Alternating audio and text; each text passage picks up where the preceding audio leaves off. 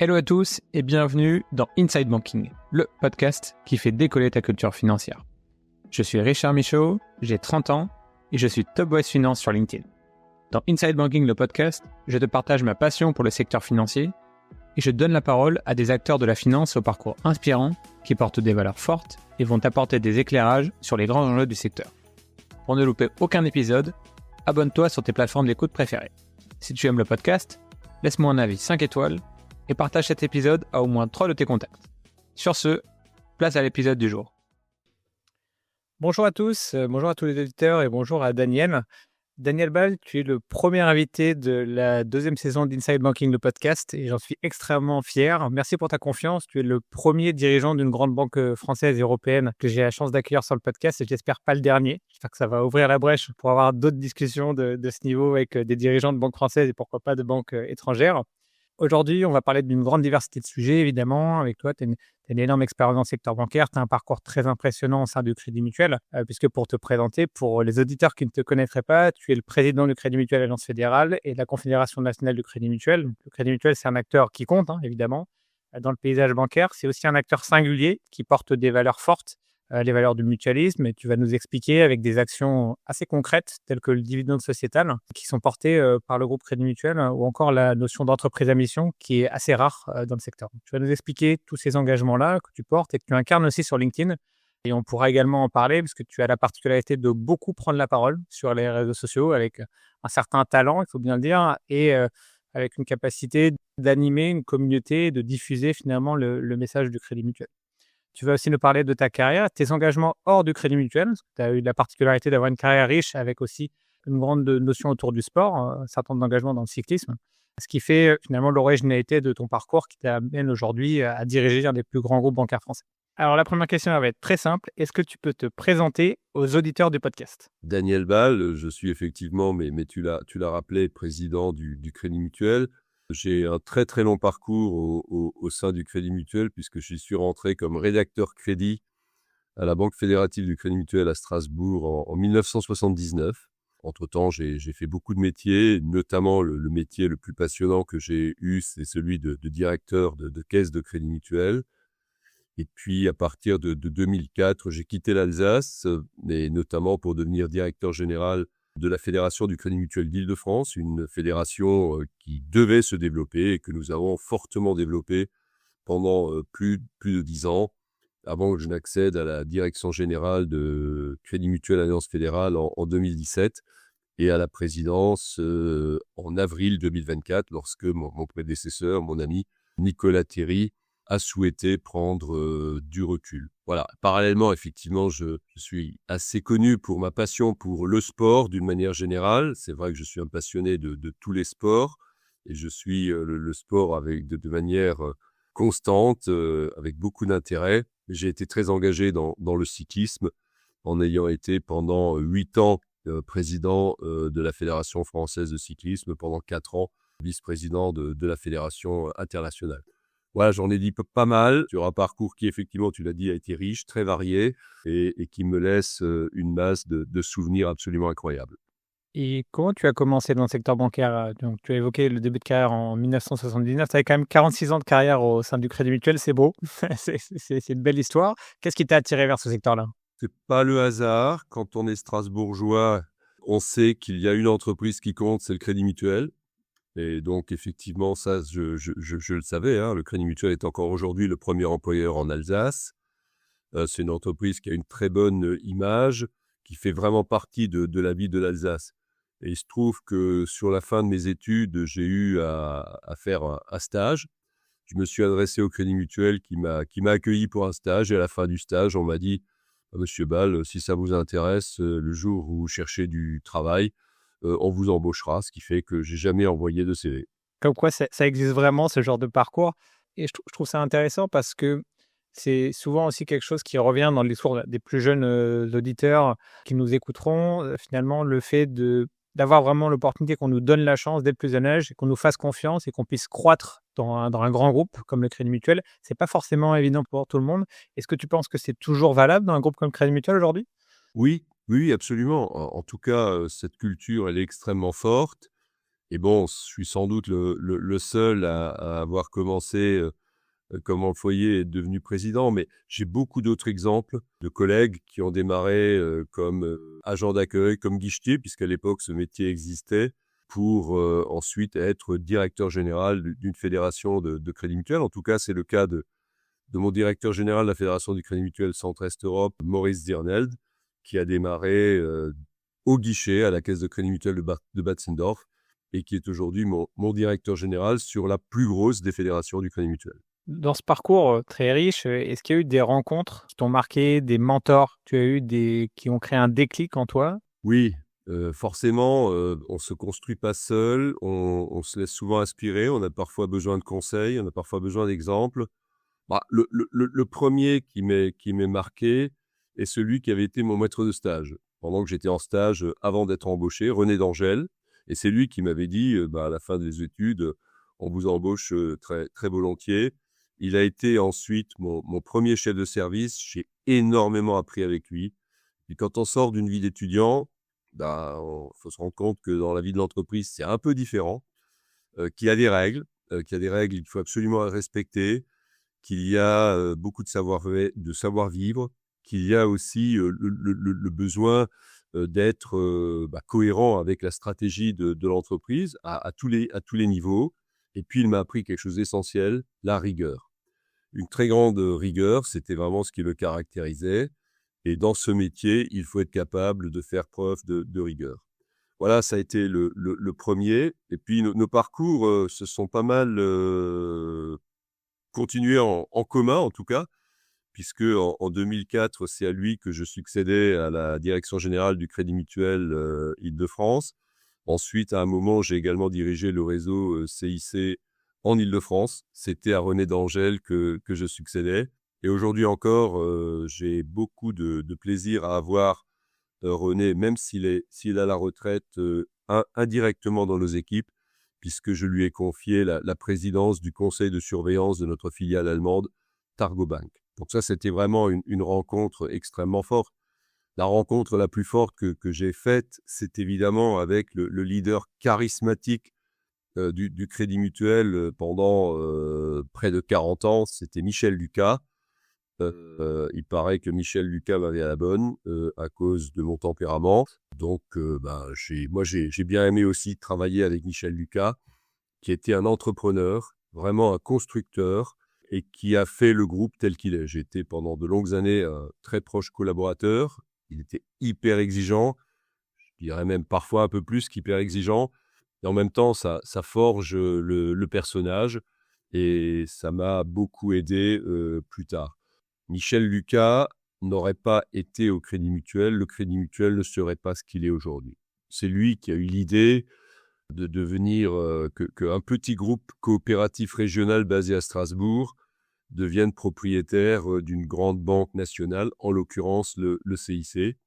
C'est lui ensuite qui a construit une caisse fédérale commune qui a permis à un certain nombre de fédérations de venir rejoindre le groupe de Strasbourg. Aujourd'hui, 14 des 18 fédérations sont regroupées au sein de ce que nous appelons Crédit Mutuel Alliance Fédérale, une alliance volontaire de fédérations pour construire un projet.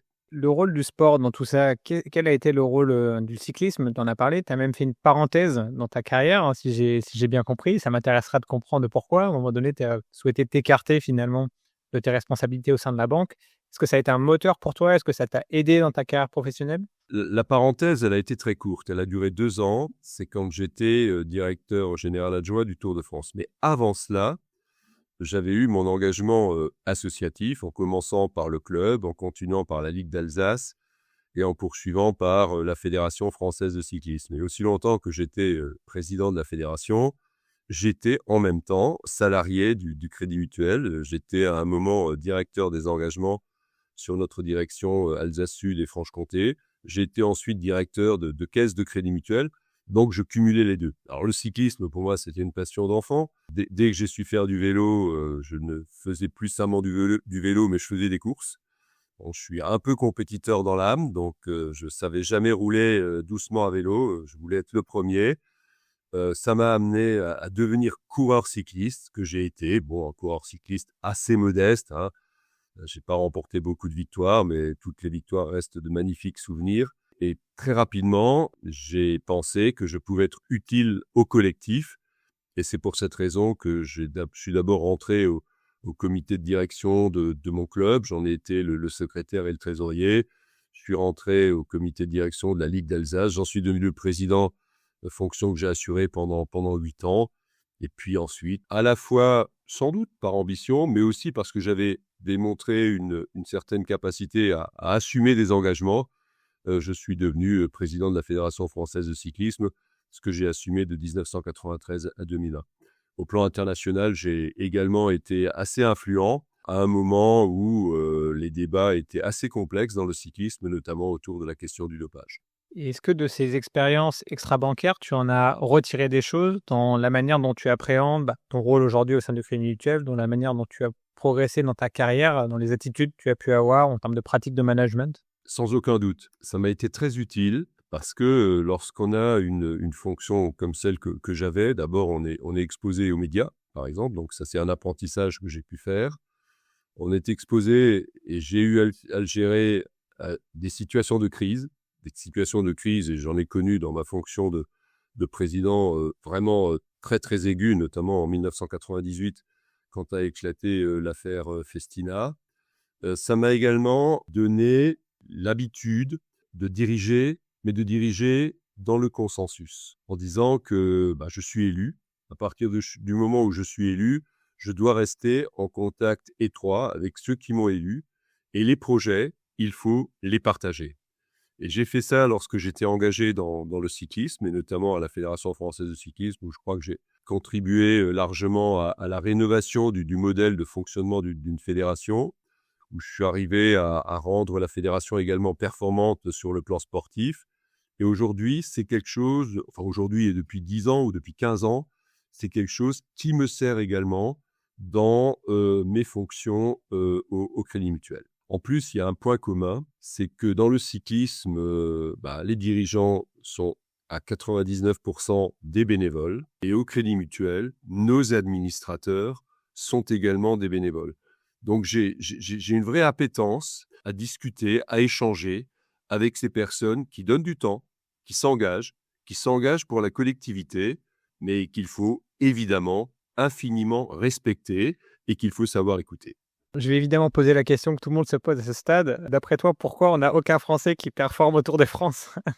Question qu'on me pose régulièrement, je réponds toujours la même chose, c'est très difficile à dire, mais bon, espérons que dans le futur, je pense par exemple à Lenny Martinez, que l'on puisse à nouveau avoir un vainqueur français. On n'en a plus eu depuis Bernard Hinault, ça fait très loin. Je pense que c'est pas que le modèle, parfois il faut également un petit peu de chance. Bon, par contre, on a des coureurs cyclistes français performants sur route, sur piste, en VTT, mais plus de vainqueurs du Tour de France. On l'espère pour la suite. Si on revient à ton rôle de dirigeant, maintenant du Crédit Mutuel, est-ce que tu peux nous expliquer comment on devient dirigeant? Quelle qualité il faut? Comment on construit un parcours pour mobiliser des équipes, manager, progresser et arriver à un stade de dirigeant où on est vraiment tout en haut de la pile et en même temps garder le contact avec le terrain, savoir leader un groupe, savoir créer le consensus, comme tu l'as expliqué? D'abord, j'ai jamais envisagé d'être président. Donc, j'ai toujours considéré que ce que je faisais, je devais bien le faire et que si je le faisais bien, on pourrait me proposer autre chose. C'est exactement ce que j'ai fait du tout début de ma carrière jusqu'au moment où j'étais directeur général. Au début de ma carrière, j'étais, comme dit, rédacteur crédit. Très vite, on m'a confié la responsabilité de gestion d'une petite équipe. Ensuite, on m'a confié une direction adjointe d'une agence, entreprise du groupe, avant de me rappeler à un chef de service des engagements. Évidemment, diriger est quelque chose qui est en moi. J'aime le management, j'aime le partage avec les équipes. J'aime faire adhérer. J'aime vraiment faire adhérer. Et c'est ce qui m'a permis de grandir.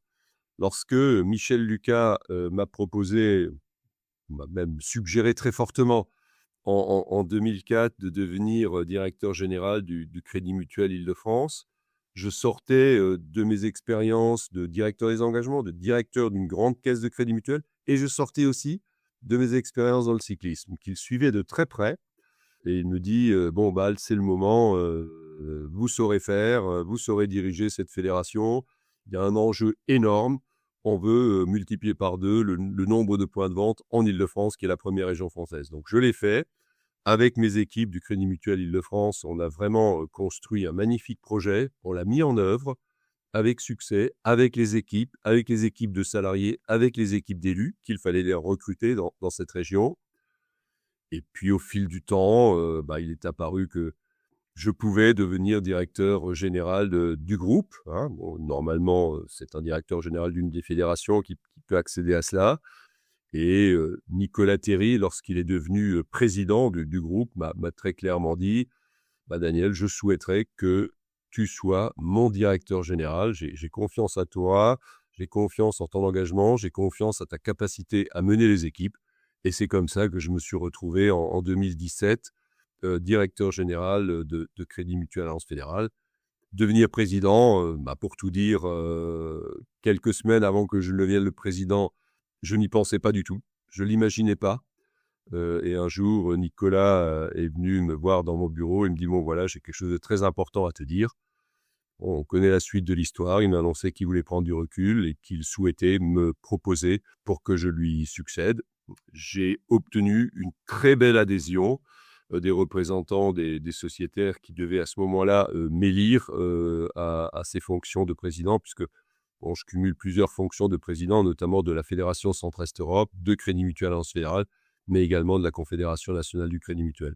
Et je continue à faire ce que j'ai toujours fait, c'est-à-dire essayer de mener à bien ma tâche, à être innovant, à être quelqu'un sur qui on puisse compter et quelqu'un qui puisse tracer le cap. Je crois que lorsqu'on est dirigeant de haut niveau, ce qui est vraiment important, c'est qu'on puisse tracer le cap pour que les équipes puissent nous suivre. Et puis, tracer le cap, ça veut dire aussi que les équipes nous font confiance. Évidemment, l'expérience de ce point de vue aide à inspirer la confiance. Et en termes de quotidien aujourd'hui, pour que les auditeurs se rendent compte, notamment les plus jeunes, c'est un petit peu dur à imaginer le quotidien d'un président d'une grande banque française. Ça ressemble à quoi tes journées? Aucune journée ne se ressemble. C'est beaucoup de contacts en interne, des contacts en externe. C'est évidemment une vie institutionnelle à faire vivre, des conseils d'administration à préparer, à animer, des assemblées générales à préparer, à animer, des contacts avec les pouvoirs publics. Hein, en tant que président du Crédit Mutuel, je dois évidemment avoir des contacts avec les représentants politiques, avec les représentants du monde économique. Également, de temps à autre, des contacts avec les médias. Ça fait partie complètement du job. Et puis, je tiens à rester en contact étroit avec le terrain, avec les administrateurs et notamment l'ensemble des administrateurs de l'ensemble des structures faîtières du groupe. Hein. Il y a à peu près 80 administratrices et administrateurs. Et vraiment, j'essaye de leur donner du temps parce que j'ai besoin d'échanger avec elles et avec eux. Et elles et eux ont également besoin d'échanger avec moi. Pour une raison très simple, c'est que lorsqu'on définit une ligne, la ligne, elle est fixée. Aujourd'hui, j'ai un plan stratégique qui s'appelle Ensemble Performance Solidaire. Mais le plan, on le met en œuvre progressivement. Régulièrement, il y a des décisions à prendre. Et ces décisions, il faut qu'elles soient parfaitement partagées. Je les partage bien évidemment, largement, avec la direction générale du groupe, notamment avec le directeur général de Crédit Mutuel Alliance Fédérale, Éric Petitgan. Voilà un peu l'essentiel de ce que je fais, avec entre-temps de multiples rendez-vous, des gens qui souhaitent me présenter des projets, des gens qui souhaitent échanger avec moi de manière tout à fait naturelle. Faire des podcasts? Par exemple, un podcast, c'est une belle expérience aussi. Et puis, à côté de ça, il y a du temps où on étudie, on regarde ce qui se passe, puis on gère aussi, parce que c'est comme ça que ça se passe. Je gère moi-même ma messagerie, et donc je gère également, évidemment, les multiples messages que je reçois dans la journée. Justement, en parlant de gestion en propre, je voulais évoquer le sujet LinkedIn. Tu as la particularité, pour ceux qui te suivent, de publier très régulièrement sur LinkedIn. Et pour ceux qui ne te suivent pas, je recommande ton compte. Pour tous ceux qui s'intéressent à l'actualité du secteur bancaire, du secteur financier en général, c'est assez intéressant de te suivre. Est-ce que tu fais ça parce que tu considères que ça fait partie du rôle d'un dirigeant de communiquer, sachant que c'est une communication publique qui peut être à la fois envers les équipes, envers les médias, tout type d'interlocuteurs, mais c'est aussi un canal pour les collaborateurs. Quel est l'objectif derrière tout ça? Alors, j'ai commencé sur LinkedIn il y a 7 ou 8 ans. Avant, j'étais sur un autre réseau social qui s'appelait Twitter. Et j'ai commencé parce que une de nos conseillères en communication m'a dit, Daniel, ça serait une belle manière que tu puisses partager ce que vous faites sur Crédit Mutuel Alliance Fédérale, à la fois en interne et en externe. Et c'est vrai qu'en tant que directeur général, j'avais pas mal de choses à partager. Et par exemple, dans une période comme celle du Covid, l'outil LinkedIn a été extrêmement utile. J'ai vraiment pu m'adresser à mes équipes, m'adresser également plus largement au public. Et aujourd'hui, quand je suis sur LinkedIn, j'ai des communications très diverses. Parfois, je prends clairement position. Parfois, je fais juste vivre ce qu'est la vie du groupe pour montrer la diversité de la vie du groupe, pour montrer sa dimension d'entreprise à mission. Donc, je suis j'ai pas d'interdit dans ce que je publie et je le fais moi-même. Ça, effectivement, je tiens à garder la totale maîtrise. Je voulais te poser la question, si c'est toi qui écris tes posts. Oui, bien sûr. Oui, oui, oui, bien sûr. Et c'est très bien. Bon, d'abord, j'aime bien écrire. Donc, ça, si j'aimais pas à écrire, je ne le ferais pas. Mais je veux garder ce sens direct. Si j'écris moi-même, je suis attentif à ce que j'écris et je suis très attentif à mes abonnés. Pour moi, c'est une forme de lien très, très fort et je vois les retours que j'ai sont toujours extrêmement importants. J'ai même déjà entendu parfois des collaborateurs ou des élus dire: «Ah, j'ai entendu ça, mais je ne l'ai pas vu sur le compte LinkedIn de Daniel Ball. Est-ce que c'est vrai?» Ça devient la source officielle d'information. Voilà. Et donc, c'est pour moi un moyen de communication très, très important. Un jour, sous forme de boutade, la responsable de la communication interne du groupe m'a dit: «Mais vous savez, Daniel, c'est pas simple avec vous, hein, parce que vous êtes le premier concurrent de l'équipe de communication interne». Voilà, dit avec beaucoup de bienveillance. J'ai répondu: «Bah oui, je le conçois, mais continuez vous aussi à faire votre job». C'est bien comme ça, chacun se challenge. Exactement. Mais c'est vrai que c'est un sujet, alors on parle beaucoup, de créateurs économie, il y a beaucoup de plus en plus de personnes qui s'expriment sur les réseaux sociaux. Moi, à titre personnel, je trouve que sur les sujets financiers, il y a une responsabilité particulière quand on s'exprime sur ces sujets-là. Oui, Évidemment, c'est important de pas dire n'importe quoi, d'avoir un certain nombre de compétences pour s'exprimer et je trouve que c'est bien que des dirigeants, comme toi, comme d'autres peuvent le faire, puissent s'exprimer publiquement, donner un certain nombre d'avis ou de décryptage sur, des sujets qui sont parfois perçus comme complexes. Parce qu'il y a un besoin d'éducation financière qui est assez massif en France, hein, et bien sûr. je pense que ça y participe et donc c'est pas que des purs influenceurs, on va dire, mais ça passe aussi, à mon sens, par des dirigeants qui peuvent, voilà, inspirer et prêcher la bonne parole. Juste un exemple par rapport à ce que tu viens de dire et qui m'avait marqué au début du mois d'avril lorsqu'il y a eu la tension forte sur les places boursières. J'ai vu un titre dans un grand journal français, je ne le citerai pas, qui disait que les banques françaises étaient fragilisées. Pourquoi? Parce que les banques françaises cotées avaient vu leur cours de bourse chuter très fortement à ce moment-là. Je crois qu'entre-temps, le niveau du cours de bourse est revenu à ce qu'il était avant. Et j'ai réagi à ce titre en disant: «C'est pas possible de dire ça. Le cours de bourse n'a rien à voir avec la solidité d'une banque. Ça n'a strictement rien à voir». Mais qu'un grand journal, généralement sérieux, beaucoup lu, puisse indiquer ça, ça montre effectivement le problème de culture économique et financière insuffisante de beaucoup de Français. Très bien, bah, écoute, on va pas le citer, chacun pourra faire ses recherches. Exactement, bien sûr. Parce que le post est toujours présent, hein, je l'ai pas supprimé entre-temps. C'est ça l'avantage ou l'inconvénient de LinkedIn, c'est que c'est du build in public, comme on dit, donc tout le monde peut se faire son avis. Ma foi. Mais il faut assumer et j'assume. Très bien. À ce stade du podcast, avant qu'on parle un petit peu plus en avant de ta vision du marché bancaire français européen et puis du modèle de crédit mutuel plus précisément, je te propose qu'on fasse la section Speed Question. Donc, le concept est extrêmement simple. C'est des questions courtes qui appellent à des réponses courtes. En général, oui ou non. Est-ce que tu es prêt? Je vais essayer. Allez, c'est parti. Première question. Si on t'avait dit il y a 20 ans que tu serais en 2025 patron du crédit mutuel, est-ce que tu y aurais cru? Non. Est-ce que dans 10 ans, il n'y aura quasiment plus d'agences bancaires en France? Non, il y en aura encore. Est-ce que tu as un rituel ou un process avant une prise de décision très importante? Oui, juste prendre un peu le temps et j'aime bien passer une nuit. Est-ce que tu as souvent des doutes dans ton rôle de dirigeant? Oui, oui et heureusement. Et les doutes, c'est très utile. parce que ça permet d'échanger et de ne pas faire de bêtises. Est-ce que tu viens toujours au travail en vélo? Pas toujours, mais le plus souvent possible. Est-ce que la finance peut vraiment être vertueuse? Oui, j'en suis intimement convaincu et le modèle mutualiste y contribue. Est-ce que tu utilises ChatGPT dans ton quotidien? Non, je ne l'utilise pas parce que les règles de l'entreprise nous l'interdisent. Par contre, j'utilise un outil développé en interne par notre filiale Euro-Information d'intelligence artificielle. Une des fonctionnalités que j'utilise beaucoup, c'est la contraction de texte, parce que ça me permet en 3 minutes de lire un texte qui initialement faisait 15 pages. Si tu avais l'opportunité de repartir en 1979, est-ce que tu changerais le choix que tu as fait? Non, bon, cela étant, on ne réécrit jamais l'histoire, mais l'histoire, bon, non, franchement, en 79, j'avais pensé cette histoire, donc je ne vais pas dire que j'aurais pas fait ça. Est-ce que l'intelligence artificielle, c'est l'avenir de la banque? Très largement.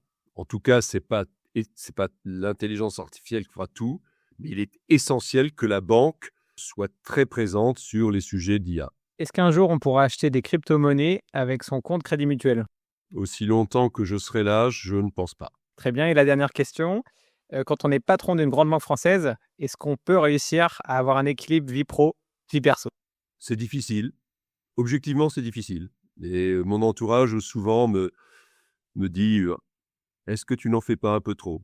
Très bien. Peut-être est-ce qu'on peut revenir sur, la prise de décision et les doutes? Tu as dit oui et que c'était plutôt une bonne chose. Moi, ça m'intéresse de savoir, quand on est à la tête d'un groupe bancaire comme le Crédit Mutuel, tu as évoqué effectivement des décisions stratégiques que tu dois prendre qui ont des conséquences, hein, humaines, financières et cetera. Comment tu gères ça? C'est aussi un stress, j'imagine. Comment tu procèdes? Déjà, toujours prendre un peu de recul. Je veux dire, enfin, il y a des décisions qui sont plus impactantes que d'autres, mais parfois de petites décisions peuvent avoir des répercussions auxquelles on ne s'attend pas. Mais je vais prendre un exemple récent. Le groupe a décidé de racheter une banque en Allemagne. N'étant pas dans l'exécutif, hein, j'ai laissé l'exécutif et notamment Éric Petitgand mener le dossier. Je lui demandais simplement, tu me tiens régulièrement informé pour qu'au moment où moi-même j'aurai à prendre la décision, puisque je devrais ensuite le faire approuver par l'ensemble des administrateurs, que je sois prêt. Et dans la semaine avant que la décision ne soit prise, il y a eu des moments où j'étais plutôt favorable. Ensuite, j'étais un peu plus hésitant. Ensuite, on a eu des discussions sur le prix à y mettre, parce qu'évidemment, lorsqu'on réalise une opération de croissance externe, et là, souvent, je sortais des réunions ou des discussions sans être définitif. Sans être définitif. Et souvent en disant, bon, ok, on continue à bien creuser. Et jusqu'au moment où, et puis finalement, il fallait très peu de temps, un dernier coup de fil, l'avant-veille du jour où on le présente au conseil d'administration entre le directeur général et moi. Et où on s'est dit, allez, banco et banco à ces conditions. Et après, on n'a plus bougé. Très bien. Et alors sur l'intelligence artificielle, je fais le lien aussi avec les agences, sous ton contrôle, le Crédit Mutuel a quand même une particularité d'empreinte sur le territoire, et tu en as bien parlé en Alsace, mais pas que, hein. Oui. Avec un réseau d'agences qui est quand même important et un ADN d'être présent au plus proche de ses clients. En parallèle de ça, ça va faire la transition avec la prochaine thématique qui va être les enjeux de la banque du futur. Il y a une poussée du digital, on veut mettre un petit peu d'IA partout. Il y a un certain nombre d'établissements qui ont annoncé des programmes de fermeture d'agences. Comment le Crédit Mutuel se positionne là-dedans? Bon, très clairement, l'intelligence artificielle, on y travaille depuis bientôt 10 ans, avec toujours la même idée, donner davantage de moyens à nos équipes. Aujourd'hui, typiquement, dans le réseau, un conseiller bancaire peut s'appuyer sur l'intelligence artificielle pour préparer des réponses aux clients, pour préparer l'entretien, pour mieux réaliser le compte-rendu d'entretien du client et surtout bien mettre en avant ce qui est important. Tout ça fait gagner en temps, mais aussi en qualité de la relation client. Donc pour nous, l'intelligence artificielle, en tout cas dans le réseau, c'est d'abord cela. Gagner du temps, gagner de la qualité de relation. Gagner du temps parce que ça permet de voir davantage de clients, d'avoir davantage de clients en relation. Gagner du temps, c'est aussi gagner de la productivité. Nous avons aujourd'hui un plan stratégique ambitieux. Et dans le cadre du plan stratégique, entre les réseaux Crédit Mutuel et CIC, nous voulons gagner 1 million de clients dans le réseau, à ISO effectif. Donc, ça veut dire quoi? Ça veut dire simplement qu'il faut qu'on donne les moyens, il faut qu'on donne les outils à nos collaboratrices et collaborateurs pour qu'ils continuent à gagner en performance, en productivité. C'est vraiment, mais c'est le pacte social qui est passé et qui va en ce sens. Après, l'intelligence artificielle, on l'applique bien entendu également dans toutes les fonctions support. Aujourd'hui, sur des sujets comme les comptes rendus de réunion, comme les recherches à faire, les recherches documentaires qui sont tellement facilitées aujourd'hui, donc c'est toujours un outil. Nous considérons, et c'est vraiment notre stratégie, que l'intelligence artificielle ne doit pas détruire d'emplois, mais doit qualifier encore davantage nos emplois. Par rapport à tout ça, à la digitalisation, à la pression de certains nouveaux acteurs aussi du marché, on voit qu'il y a une forme de crise sur les activités de retail banking, en tout cas une remise en cause d'un certain modèle, une pression sur les revenus et sur les coûts. Comment le Crédit Mutuel se positionne par rapport à ça? Parce que moi, mon sentiment, c'est qu'il y a un positionnement assez distinctif par rapport aux concurrents, notamment sur la présence territoriale, mais en même temps, voilà, vous subissez, la pression concurrentielle comme l'ensemble des acteurs du marché. Comment tu peux tirer ton épingle du jeu? Quelle est la vision du Crédit Mutuel à 5 ans, 10 ans, sur ces activités de retail banking? Donc clairement, la pression, elle est forte, la pression est forte sur les marges. Bon, même si en 2025, du point de vue de la marge financière, on est moins contraint qu'on ne l'était en 2024. Elle est forte sur les services, puisque si on entend certains, les services ne devraient jamais être payants. Bon, pourtant, les services sont des services rendus par des collaborateurs qui sont payés avec des outils que nous avons développés. Bon, c'est comme ça, mais on n'arrivera jamais à faire comprendre ça à tout le monde. Donc, effectivement, il ne faut pas croire que c'est les augmentations de tarifs, par exemple, qui permettront d'augmenter les revenus. La seule manière d'augmenter les revenus, c'est le développement. Et c'est vraiment la stratégie du Crédit Mutuel. Grâce à un relationnel de qualité avec nos clients, nous sommes aujourd'hui en capacité de gagner de nouveaux clients, de fidéliser encore davantage des clients. Aujourd'hui, nous sommes banquiers, assureurs. Nous devons encore renforcer l'équipement en contrat d'assurance de nos clients banques. Tout ça nous donne, et l'IA nous aide à aller en ce sens, des moyens de développer nos revenus. Après, sur la présence territoriale, soyons clairs, je ne crois pas à une banque qui se dit banque de proximité, qui se dit banque de réseau, qui se dit banque au service de ses sociétaires et clients, qui ne soit plus présente sur le territoire. Bien sûr, nous avons aujourd'hui déjà, comme toutes les banques, des clients qui ne viennent plus jamais en agence, qui n'ont plus aucun contact avec leurs conseillers. C'est leur choix et nous devons le respecter et nous devons même permettre qu'ils puissent continuer à être traités dans les meilleures conditions. Par contre, le terrain, pour nous, c'est essentiel. Donc, nous n'avons pas, contrairement à certains de nos concurrents, de plan de fermeture massive d'agences. Par contre, évidemment, nous réorganisons régulièrement notre réseau avec une idée. Qu'est-ce qu'on attend quand on est dans une agence? Qu'est-ce que nous attendons, nous, et qu'est-ce que le client attend? Nous, on attend des meilleures conditions de travail pour nos collaborateurs, que le manager puisse au mieux faire son job. Et puis les clients, qu'est-ce qu'ils attendent? Ils attendent un meilleur conseil, qu'il y ait plus de complémentarité entre les collaborateurs pour apporter, lorsqu'il s'agit d'être dans une approche un peu plus sophistiquée, la réponse directement sur le point de vente. Et ce qui fait que, notamment dans le plan stratégique, nous avons décidé que d'ici l'issue de ce plan, en 2027, nous ne voulons quasiment plus avoir d'agence de moins de 7 personnes. C'est des gains en qualité de vie au travail, des gains en management et des gains dans la qualité de la relation avec le client. Est-ce que la transformation aussi du paysage bancaire passera, d'après toi, par un certain nombre de rapprochements? On voit au niveau européen qu'il y a des initiatives. On pense bien sûr à ce qui se passe avec l'initiative d'Unicredit envers Commerzbank entre l'Italie et l'Allemagne. Il y a aussi une initiative en Espagne, entre deux banques espagnoles, BBVA et Sabadell, de manière hostile d'ailleurs dans les deux cas. Tu as mentionné l'opération menée par le Crédit Mutuel Alliance Fédérale de rachat d'une grande banque allemande qui s'appelle OLB. Est-ce que ça fait partie justement de votre stratégie, que ce soit en France ou à l'étranger? Nous pouvons être un acteur. Cela étant, on voit bien que les rapprochements au sein de l'Europe restent aujourd'hui faibles. Pour une raison très simple, c'est qu'on est déjà sur un marché assez concentré. En France, il reste aujourd'hui en incluant la Banque Postale, 6 grands groupes bancaires. Bon, ce qui, sur un grand pays comme la France, n'est certainement pas excessif. Cela étant, je ne vais pas dire qu'il n'y a pas moyen d'avoir une consolidation européenne. Pour l'instant, je pense que les conditions ne sont pas réunies.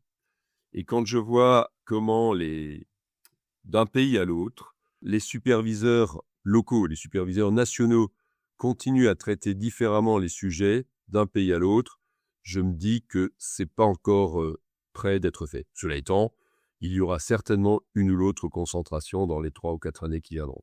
Mais ce ne sera pas massif. Ça, c'est vraiment ma conviction. Pour l'avenir, est-ce que tu penses que le modèle mutualiste du crédit mutuel est adapté? Parce que le crédit mutuel, il a un ADN fort de présentiel. Je pense que tu vas me répondre oui. Je te pose quand même la question. Oui, évidemment, oui. C'est vraiment ma conviction que le mutualisme est une réponse. On peut conjuguer économie, performance et solidarité. C'est ce que, avec Nicolas Terry, nous avons fait au cours des 8 dernières années, où nous avons carrément transformé le modèle. Nous avons pris le statut d'entreprise à mission.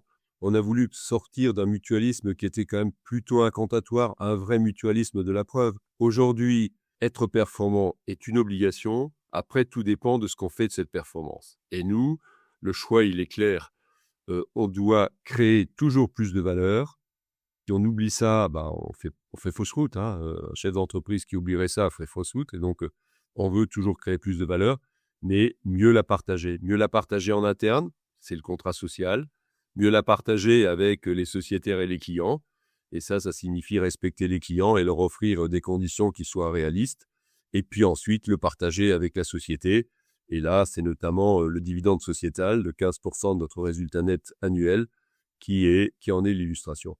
Donc oui, et d'ailleurs, nous avons sorti avec Nicolas Terry le 14 mai dernier un essai titré « Pour une société plus mutuelle » qui exprime ce que nous avons fait et puis qui ne clôture pas le débat, mais qui montre que nous croyons vraiment que ce modèle, même s'il n'est pas le modèle qui inspire le plus notamment notre superviseur, est le modèle qui est efficace et qui permet de construire une société qui soit un peu plus juste, un peu plus durable. Alors, on va revenir sur le livre un petit peu plus tard, mais tu as commencé à évoquer le dividende sociétal et puis le statut d'entreprise à mission. Est-ce que tu peux nous expliciter un petit peu ces deux notions? Qu'est-ce que ça veut dire et quels engagements concrets ça implique pour le groupe Crédit Mutuel? Être entreprise à mission était un choix que nous avons fait assez rapidement après que la loi Pacte ait été votée. Être entreprise à mission, ça veut dire être d'abord entreprise. Je rappelle toujours, être performante, être au service de son client, travailler à la pérennité de l'entreprise, à la renforcer.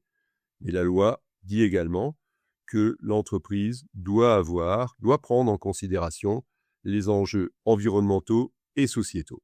Et c'est ce que nous faisons. On le faisait déjà avant d'être entreprise à mission. Au Crédit Mutuel, entreprise coopérative et mutualiste, nous étions engagés dans cette voie. Aujourd'hui, le fait d'être entreprise à mission nous a amené tout simplement à le mettre dans nos statuts, à dire quelles sont nos missions et ensuite à s'engager à les respecter. Et s'engager à les respecter, c'est essentiel. Et nous avons un comité de mission qui veille, qui vérifie qu'effectivement que nous soyons bien dans la ligne des missions que nous sommes nous-mêmes imposées, et un organisme tiers indépendant qui régulièrement, tous les 2 ans, vérifie ça. Sinon, nous pourrions perdre le statut d'entreprise à mission et nous y sommes extrêmement attachés. Ça se traduit par quoi? Par exemple, si tu peux donner des exemples de quelques initiatives qui ont été prises par le Crédit Mutuel dans le cadre de ce statut d'entreprise à mission.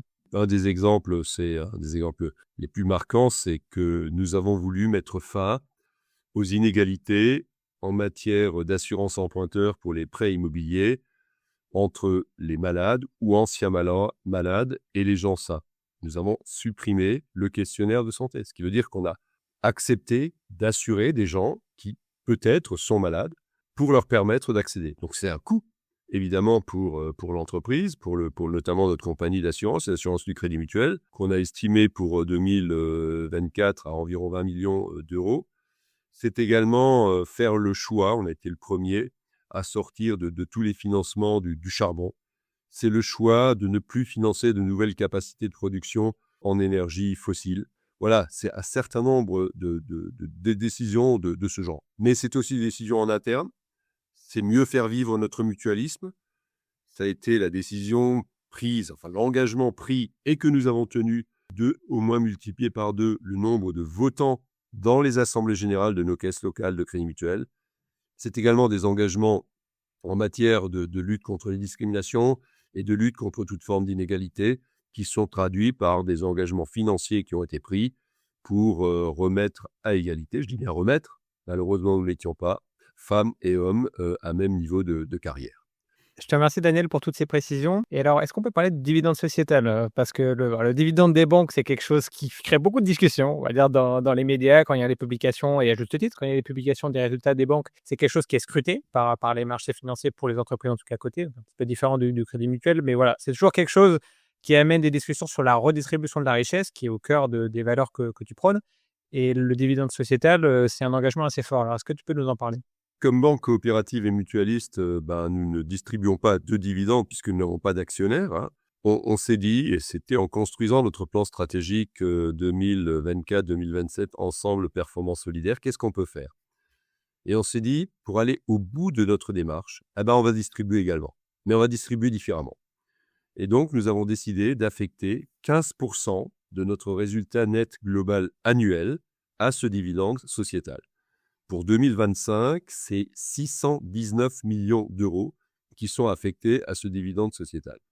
Alors, c'est 3 piliers. Un premier pilier qui est de l'investissement que nous réalisons dans des sociétés ou dans des projets en regardant simplement l'impact environnemental et sociétal et en aucune manière l'impact financier. On prend des projets qui sont quand même de qualité. On ne finance pas chaque monsieur Géo trouve tout parce que ce n'est pas ça l'objet. Mais c'est d'avoir des projets structurés où notre intervention permet d'aller de l'avant. Je prends un exemple. L'énergie osmotique. L'énergie osmotique, c'est l'énergie qui se crée de la rencontre entre l'eau douce et l'eau salée. Aujourd'hui, on soutient une entreprise qui entre en phase d'industrialisation de ce procédé. Aujourd'hui, en laboratoire, ça marche, formidable. Donc là, on met une première usine en Camargue, au confluent du Rhône et de la mer Méditerranée. Et là, ça nous permettra de passer à un stade ultérieur. On voit bien qu'on ne sait pas quand est-ce qu'il y aura un retour sur investissement là-dedans. Par contre, s'il y a un retour, l'impact environnemental sera colossal. Voilà un exemple. On a également fait le choix d'acheter une forêt en Alsace pour préserver le puits de carbone, pour renforcer le puits de carbone, pour renforcer la biodiversité dans cette région dans laquelle nous sommes extrêmement implantés. Donc ça, c'est le premier pilier. Le deuxième pilier, c'est offrir à nos sociétaires et clients des conditions favorables sur des projets ayant un impact environnemental et sociétal. C'est faire un prêt à 0% lorsqu'ils achètent un vélo ou quelque chose lié aux mobilités douces. C'est permettre aux étudiants boursiers d'avoir un prêt à 0% jusqu'à 25 000 euros, ce qui est quand même considérable, qui rembourse à la fin des études.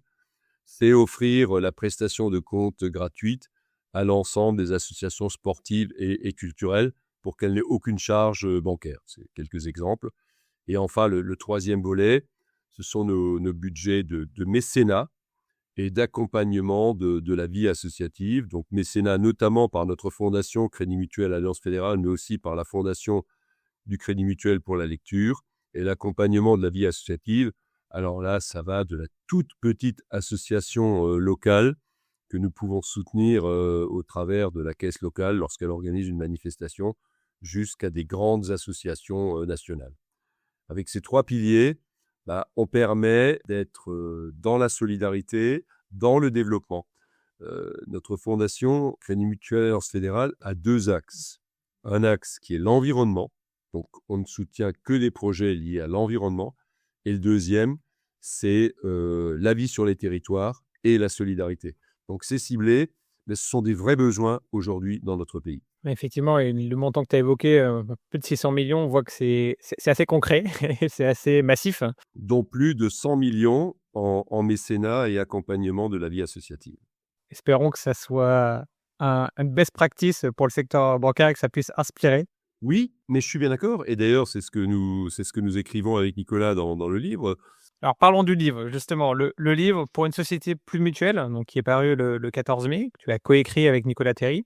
Pourquoi ce livre? Une discussion qu'on a eue entre nous en disant, tiens, ce serait quand même intéressant de témoigner de ce que nous avons fait pendant les 7 ans où Nicolas était président, où j'étais directeur général, mais aussi ne pas en rester juste à un témoignage. Bon, l'aspect témoignage, mais qui est intéressant, hein. Les lecteurs pourront voir que sur un certain nombre de points, il y a eu de vrais débats en interne, parce que c'est la force du mouvement coopératif et mutualiste d'avoir des débats en interne aussi.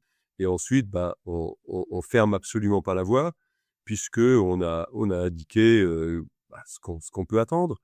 Et notamment, on explique clairement qu'une entreprise coopérative et mutualiste peut être extrêmement utile à la société, mais même une entreprise qui n'est pas coopérative peut également contribuer à cela. Le dividende sociétal n'est pas réservé à une société coopérative. Lorsqu'on a lancé le dividende sociétal en janvier 2023, nous avons dit que nous voulons donner une impulsion maintenant à d'autres de continuer. Bon, cela étant, pour l'instant, nous n'avons pas l'intention d'arrêter. On va continuer à pleinement investir dans ce domaine. Et donc ce livre, il s'adresse à qui? Il s'adresse aux clients du Crédit Mutuel, il s'adresse à la société dans son ensemble, il s'adresse aux collaborateurs du Crédit Mutuel? C'est quoi ton objectif et le message derrière que tu peux porter? Bon, quand on écrit un livre, on s'adresse à tous les publics. En tout cas, en l'écrivant, Nicolas et moi, on faisait attention à ça. Maintenant, oui, il s'adresse bien sûr à nos collaborateurs, à nos élus. Il s'adresse également à tous les décideurs, à tous ceux qui sont intéressés par les questions d'économie, aux questions liées à la vie coopérative, aux questions liées à la société, tout simplement. C'est un essai qui normalement, devrait avoir beaucoup d'intérêt pour ceux qui veulent regarder comment peut évoluer notre société. Quel est le rôle qu'une entreprise peut jouer? Quel est le rôle qu'une entreprise peut jouer? Pour nous, c'est très important.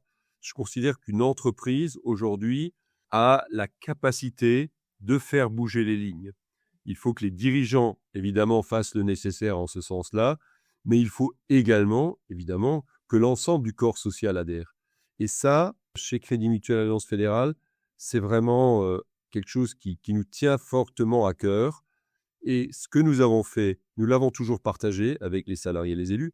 Par exemple, lorsqu'il s'est agi de retenir les 5 missions de l'entreprise à mission, on a consulté l'ensemble de nos salariés et l'ensemble de nos élus mutualistes. Ça continue en cette voie. Tu parles des salariés. Moi, à titre personnel, ce qui me marque souvent dans les mutualités des banques pour les employés, c'est les négociations annuelles, parce que c'est des discussions assez difficiles, avec souvent des points de blocage. Et de ma perception extérieure, j'ai souvent l'impression qu'au Crédit Mutuel, ça se passe mieux. En tout cas, il y a un consensus ou une forme de générosité, je ne sais pas si c'est comme ça que tu le perçois, qui est accordé aux employés sur la base de résultats, hein. Potentiellement, c'est des discussions plus fluides, plus faciles que dans certains grands groupes où il y a des situations de blocage qui arrivent. Chez Crédit Mutuel Alliance Fédérale, on est attaché à avoir un contrat social de qualité, un dialogue social de qualité. Ce n'est pas de la charité, ce n'est pas de la générosité, c'est simplement de l'investissement. C'est de l'investissement que nous faisons parce que nous croyons en nos collaborateurs. Et inciter les collaborateurs, on le fait évidemment par les augmentations annuelles, on le fait également par l'intéressement et la participation, a un impact très, très positif. Aujourd'hui, nos collaborateurs sont, dans une très forte majorité, très fiers d'être chez Crédit Mutuel Alliance Fédérale, sont engagés. Et cet engagement donne évidemment un effet positif sur la performance. J'en reviens toujours à la même chose. Nous devons créer davantage de valeur pour mieux partager cette valeur. Et c'est vrai, on ne l'a pas mentionné, tu as parlé des employés, mais aussi moi j'avais vu des classements sur la perception des Français d'un certain nombre de marques, sur la perception plutôt positive et plutôt négative. Et en général, sur le secteur bancaire, le Crédit Mutuel ressort plutôt haut du classement. Donc j'imagine qu'en tant que dirigeant du groupe, ça doit être une satisfaction pour toi. Oui, évidemment, mais c'est lié à l'ensemble de nos actions. Crédit Mutuel est aujourd'hui la banque française qui a la plus belle image. C'est juste en résonance par rapport aux actions que nous avons menées, à cette démarche que nous avons d'être également d'être ouvert au bien commun. En matière de recrutement, c'est extrêmement important. Quand je discute avec nos équipes de ressources humaines, elles me disent toujours, si vous saviez l'intérêt qu'il y a à être entreprise à mission. Si vous saviez l'intérêt du dividende sociétal, bah non, je le sais maintenant, puisqu'on me le dit régulièrement. Et ça, c'est une force pour recruter de nouveaux talents. Et en recrutant de nouveaux talents, nous allons encore améliorer notre performance et notre capacité à être solidaire. Tu as évoqué aussi un petit peu plus tôt dans notre échange le rôle du politique. Alors, on ne va pas faire de politique au sens de donner notre avis sur tel ou tel élu ou dirigeant politique. Néanmoins, dans le cadre de ton initiative en tant que dirigeant et du livre, tu as expliqué que voilà, c'est une philosophie pour essayer d'imprégner la société et de diffuser ce message. Est-ce que tu as l'impression aujourd'hui, les dirigeants politiques en général vont dans ce sens-là, en France, sont plutôt un moteur, un soutien dans cette direction-là? Je ne veux pas mettre tous les hommes politiques dans le même panier. J'ai des discussions régulières avec les uns et les autres. Je ne vais pas dire que je suis toujours entendu, évidemment. Mais ni moi, ni d'autres chefs d'entreprise, ni d'autres banquiers du reste. On a bien vu, notamment à partir de juin 2024, la politique a quand même été en panne et a eu du mal à prendre des décisions, a eu du mal à construire de vrais projets. Notre réponse a été très simple. Prenons-nous en main, nous, les entreprises, et continuons à innover, continuons à développer, continuons à créer des richesses et à partager ces richesses. Je préfère être dans cette logique. Après, il m'arrive parfois d'être très critique sur telle ou telle décision qui peut être prise par les pouvoirs publics, par les parlementaires. Mais c'est mon rôle lorsque je considère que les intérêts de l'entreprise sont en cause ou les intérêts de nos sociétés et clients. Très bien, Daniel. Alors, on arrive sur la fin de notre échange. J'ai 3 questions que je pose à tous mes invités. Alors, je vais te les poser, tout simplement. La première, est-ce que tu as un livre que tu peux me recommander qui t'a inspiré? Celui dont on se souvient le mieux, c'est le dernier qu'on ait lu. Mais il était vraiment très, très intéressant et il est complètement en corrélation avec ce que nous faisons. Et lorsque j'ai lu le livre, je lui ai envoyé un message pour lui dire je suis très heureux de ce que tu as écrit et lorsque tu liras le nôtre, tu partageras. Alors ce livre, c'est le livre Le chaos climatique n'est pas une fatalité, qui a été écrit par Jean-François Rial, que je connais bien et que j'apprécie beaucoup, et Mathieu Belloir. Et le chaos climatique n'est pas une fatalité montre de manière pragmatique, juste pragmatique. C'est pas de l'idéologie, ce qu'on peut faire justement pour ne pas tomber dans le chaos climatique. Et là, moi, j'adore. J'adore lorsqu'on est pragmatique et pas dans l'idéologie. Très bien, écoute, je vais l'ajouter à ma liste de lecture, hein, parce que je ne l'ai pas dans ma bibliothèque, celui-là. Ah oui, je peux te le recommander fortement. Une autre question, si tu pouvais revenir en arrière et parler au Daniel d'il y a 10 ans, 15 ans, quel conseil tu te donnerais? Difficile parce qu'à l'époque, j'étais directeur général du Crédit Mutuel Île-de-France. J'envisageais peut-être de devenir directeur général du groupe de Crédit Mutuel Alliance Fédérale. Je m'étais fixé une ligne, tu continues à faire ton boulot, puis tu verras bien. Tu auras ou tu n'auras pas. Aujourd'hui, je pense que c'était la meilleure attitude à adopter. Et la dernière question, est-ce que tu peux me recommander un expert de la finance que je devrais absolument inviter dans le podcast? J'ai le droit d'être Crédit Mutuel. Allez, vas-y, tu as carte blanche. J'hésite entre deux personnalités très fortes. Une très connue, Laurent Berger, qui est aujourd'hui directeur de l'Institut mutualiste pour l'environnement et la solidarité, que j'ai eu la très bonne idée de faire venir chez Crédit Mutuel Alliance Fédérale fin 2023 et qui, entre-temps, a fait un travail formidable déjà. Voilà, donc ça, c'est ma première idée.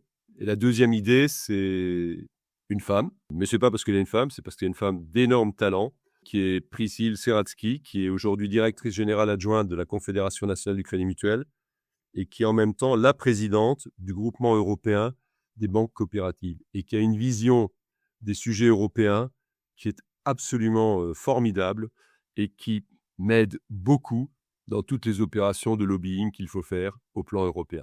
Voilà, donc tu as le choix entre Laurent Berger et Priscille Seratsky. C'est de bonnes recos et je veux bien prendre les 2 contacts. Il suffira de les contacter en disant que je les ai recommandés. Une recommandation du patron, ils ne pourront pas dire non comme ça. Ça pourra peut-être aider.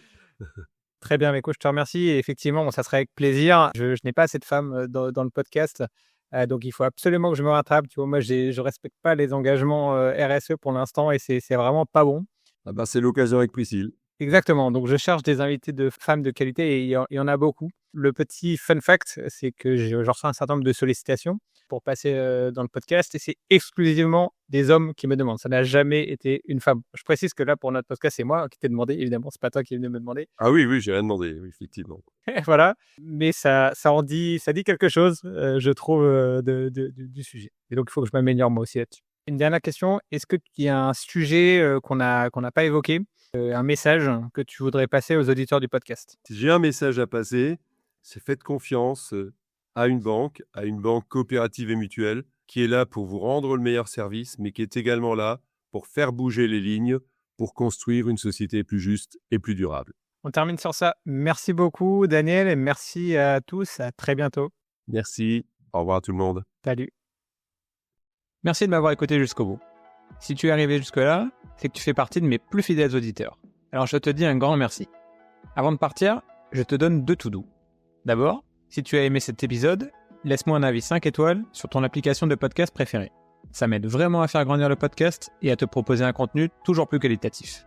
Ensuite, partage cet épisode à au moins 3 personnes de ton entourage qui sont intéressées par le monde de la finance ou qui ont besoin de s'y intéresser pour mieux comprendre le monde qui les entoure.